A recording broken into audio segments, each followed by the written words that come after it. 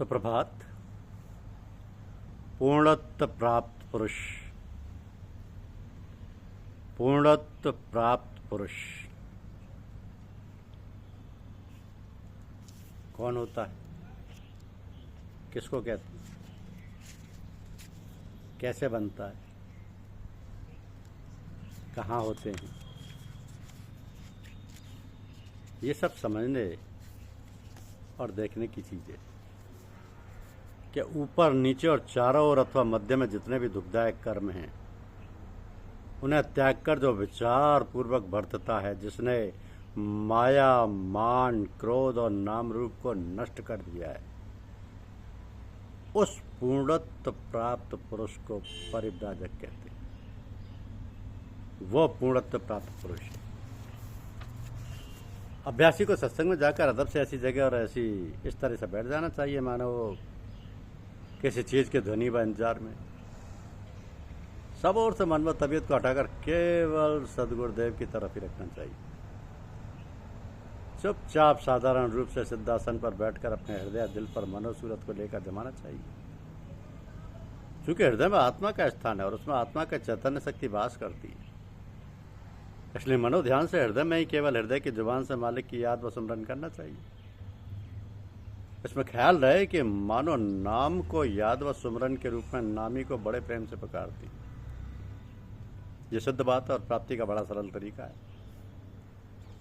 नामी को अपने नाम से विशेष संबंध होता है। किसी का नाम लेकर पुकारने पर जिसका नाम होता है वह स्वयं उधर आकर्षित होता ही। इसी को सतनाम कहते हैं। सतनाम भैया जो सदगुरु ने बतलाया हो, क्योंकि वह उस नाम से नामी का संबंध जानता है।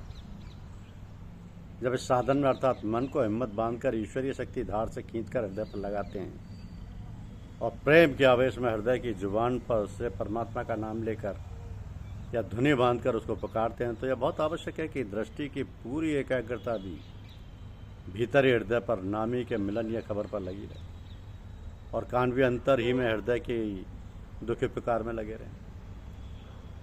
जीव की नोक तालू में छुआ के लगी रहे, अर्थात मुख की जीव हृदय की जीव से सतनाम के सिमरन में गुप्त रूप से शामिल रहे।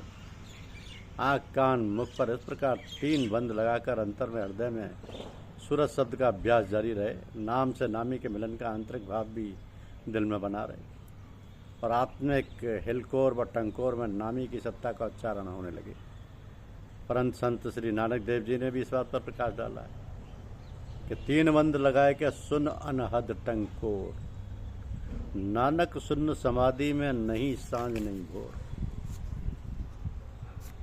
सद्य संत स्वामी रामचंद्र दास जी महाराज मृत्यु 11:30 को रात्रि बिताकर 3 जुलाई 2005 को प्रातः लगभग 3:40 पर परमधाम सिधार गए।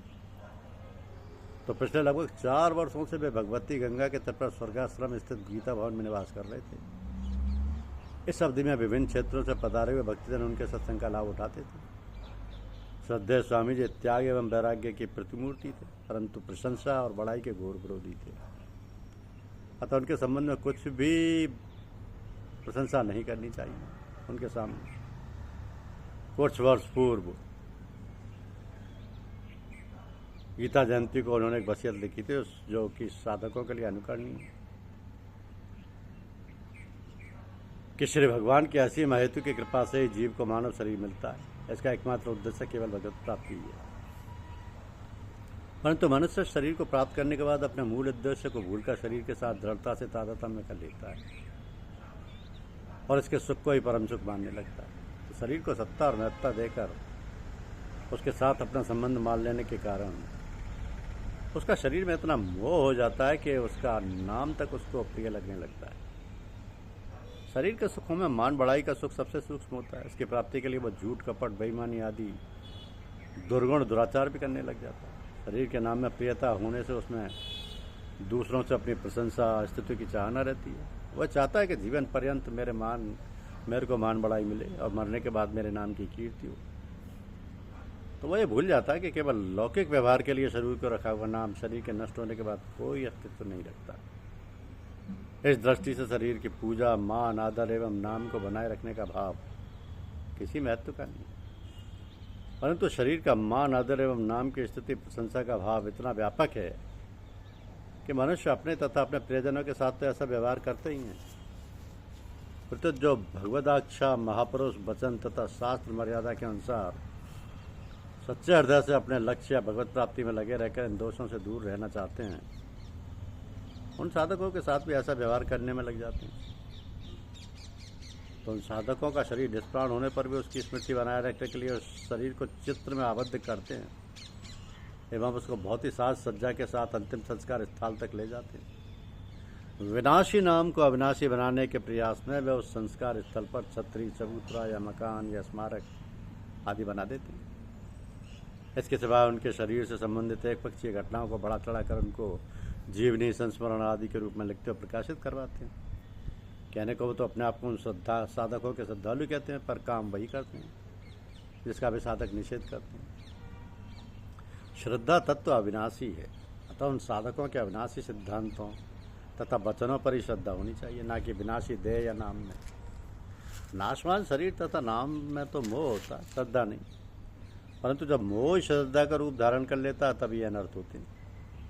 अतः भगवान के शाश्वत दिव्य अलौकिक श्री विग्रह की पूजा तथा उनके अविनाशी नाम की स्मृति को छोड़कर इन नाशवान शरीरों तथा नामों को महत्व देने से न केवल अपना ही जीवन निरर्थक होता है, तो अपने साथ महान धोखा भी होता है। वास्तविक दृष्टि से देखा जाए तो शरीर मलमूत्र बनाने की एक मशीन ही है।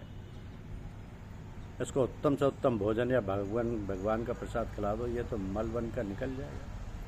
उत्तम से उत्तम पेय या गंगा जल पिला दो तो भी वो मूत्र बनकर निकल जाएगा। तो जब तक प्राण है तब तक तो शरीर मलमूत्र बनाने की मशीन है, और प्राण निकल जाने के बाद वो मुर्दा है जिसको छू लेने पर स्नान करना पड़ता है। वास्तव में ये शरीर प्रति क्षण ही मर रहा है, मुर्दा बन रहा है। इसमें जो वास्तविक तत्व चेतन है उसका चित्र तो लिया ही नहीं जा सकता। चित्र लिया जाता है उस शरीर का जो प्रतिक्षण नष्ट हो रहा है। इसलिए चित्र लेने के बाद शरीर तो वैसा ही नहीं रहता जैसा चित्र लेते समय था। इसलिए चित्र की पूजा तो असत की ही पूजा हुई। चित्र में चित्रित शरीर निष्प्राण रहता है, अतः हाड़ मांस में अपवित्र शरीर का चित्र तो मुर्दे का भी मुर्दा ही हुआ। हम अपनी मान्यता से जिस पुरुष को महात्मा कहते हैं वो अपने शरीर से सर्वथा संबंध विच्छेद हो जाने से ही महात्मा है, ना कि शरीर से संबंध रहने के कारण। शरीर को तो वह मल के समान समझते हैं, अतः महात्मा के कहे जाने वाले शरीर का आदर करना मल का आदर करना हुआ। क्या ये उचित है? यदि कोई कहे कि जैसे भगवान के चित्र की पूजा आदि होती है वैसे ही महात्मा के चित्र की भी पूजा आदि की जाए तो क्या आपत्ति है? तो ये कहना भी उचित नहीं है, कारण कि भगवान का शरीर चिन्मय एवं अविनाशी होता है, जबकि महात्मा कहा जाने वाला शरीर पंचभौतिक होने के कारण जड़ एवं विनाशी होता है। तो भगवान सर्वव्यापी है, अतः वे चित्र में भी हैं, परंतु महात्मा की सर्वव्यापकता भगवान की सर्वव्यापकता के ही अंतर्गत आती है। एक भगवान के अंतर्गत समस्त महात्मा है, अतः भगवान की पूजा के अंतर्गत सभी महात्माओं की पूजा स्वतः हो जाती है। यदि महात्माओं के हाड़ मांस में शरीर की पूजा तथा उनके चित्रों की पूजा होने लगे तो उससे पुरुषोत्तम भगवान की पूजा में बाधा पहुंचेगी, जो महात्माओं के सिद्धांत से सर्वथा विपरीत। महात्मा तो संसार में लोगों को भगवान की ओर लगाने के लिए आते हैं, ना कि अपनी ओर लगाने के लिए। तो जो लोगों को अपनी ओर अपने ध्यान पूजा आदि में लगाता है वो तो भगवत विरोधी होता है। वास्तव में महात्मा कभी शरीर में सीमित होता ही नहीं। तो संतों सदग्रस्तों में अपने व्यक्तिगत चित्र, स्मारक, जीवनी आदि को निषेध किया गया है। संतों की शारीरिक असमर्थता के समय शरीर शांत होने के बाद इस शरीर के प्रति कुछ दायित्व हो जाते हैं। जैसे लाला जी साहब ने ये अपने शरीर छोड़ने से पहले दायित्व तो लोगों को समझाए थे। यदि शरीर चलने फिरने उठने बैठने आदि में असमर्थ हो जाए एवं वैद्य डॉक्टरों की राय से शरीर के रहने की कोई आशा प्रतीत ना हो तो उसको गंगा जी के तटवर्ती स्थान पर ले जाया जाना चाहिए। उस समय किसी भी प्रकार की औषधि आदि का प्रयोग न करके केवल गंगा जल तथा तुलसी दल का ही प्रयोग किया जाना चाहिए। उस समय अनवरत रूप से भगवत नाम का जप तथा कीर्तन, श्रीमद् भागवत गीता, श्री विष्णु सहस्त्रनाम, श्री रामचरितमानस आदि पूज्य ग्रंथों का श्रवण कराया जाना चाहिए। इस शरीर के निष्प्राण होने के बाद इस पर गोपी चंदन एवं तुलसी माला के सिवाय पुष्प, इत्र, गुड़ाल आदि का प्रयोग बिल्कुल नहीं करना चाहिए। निष्प्राण शरीर को साधु परंपरा के अनुसार कपड़े की झोली में ले जाया जाना चाहिए, ना कि लकड़ी आदि से निर्मित वैकुंठी आदि। जिस प्रकार इस शरीर की जीवित अवस्था में चरण स्पर्शी दंडवत प्रणाम परिक्रमा माल्यार्पण अपने नाम की जयकार आदि का निषेध करते हैं, उसी प्रकार इस शरीर के निष्प्राण होने के बाद भी चरण स्पर्श दंडवत प्रणाम परिक्रमा माल्यार्पण आदि का निषेध होना चाहिए। इस शरीर की जीवित अवस्था के, मृत्यु अवस्था के तथा अंतिम संस्कार आदि के फोटो लेने के सर्वथा विरुद्ध थे लाला जी साहब। उनकी अच्छी इच्छा थी कि अन्य नगर या गांव में शरीर के शांत होने पर इसको वाहन में रखकर गंगा जी के तट पर ले जाना चाहिए, वहीं इसका अंतिम संस्कार कर देना। यदि किसी अपरिहार्य कारण से ऐसा ना हो तो जिस नगर या गांव में शरीर शांत हो जाए वहीं गायों के गांव से जंगल की ओर आने जाने का मार्ग में अथवा नगर या गांव से बाहर जहाँ गाय विश्राम आदि किया करती हैं, वहाँ इस शरीर का सूर्य की साक्षी में अंतिम संस्कार कर देना। इस शरीर के शांत होने पर किसी की प्रतीक्षा नहीं करनी चाहिए। संस्कार पर्यंत केवल भजन कीर्तन भगवान नाम जप आदि होने चाहिए। यह अत्यंत सादगी के साथ अंतिम संस्कार करना चाहिए। अंतिम संस्कार के समय शरीर की दैनिकोपयोगी सामग्री कपड़े खड़ाऊं जूते आदि को भी इस शरीर के साथ ही जला देना चाहिए तथा अवशिष्ट सामग्री पुस्तकें कमंडल आदि को पूजा में अथवा स्मृति के रूप में बिल्कुल नहीं रखना चाहिए, फिर तो उनका भी सामान्यतः उपयोग करते रहना चाहिए। जिस स्थान पर इस शरीर का अंतिम संस्कार किया जाए वह मेरी स्मृति के रूप में कुछ भी नहीं बनाना चाहिए। यहाँ तक कि उस स्थान पर केवल पत्थर आदि का रखने का भी मैं निषेध करता हूँ। तो लाला जी साहब ने इस तरीके से अपने जीवन में शरीर छोड़ने से पहले ही ये हिदायतें दे दी थी।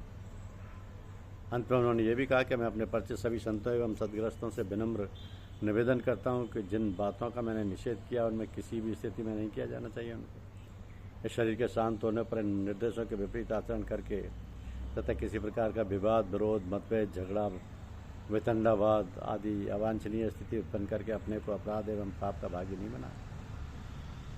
फिर तो अत्यंत धैर्य प्रेम सरलता एवं पारस्परिक विश्वास निश्चल व्यवहार के साथ इन निर्देशों का पालन करते हुए भगवान नाम कीर्तन पूर्वक अंतिम संस्कार कर देना चाहिए। जब और जहाँ भी ऐसा संयोग इस शरीर के संबंध में दिए निर्देशों का पालन करना। उनके जीवन काल में ही शरीर से वाणी से मन से जान में अनजान में किसी को भी किसी प्रकार का कष्ट पहुँचा हो तो लाला जी साहब कहते हैं कि मैं उन सभी से विनम्र हृदय से करवत क्षमा मांगता हूँ। आशा सभी उदारतापूर्वक मेरे को क्षमा प्रदान कर दें। धन्यवाद।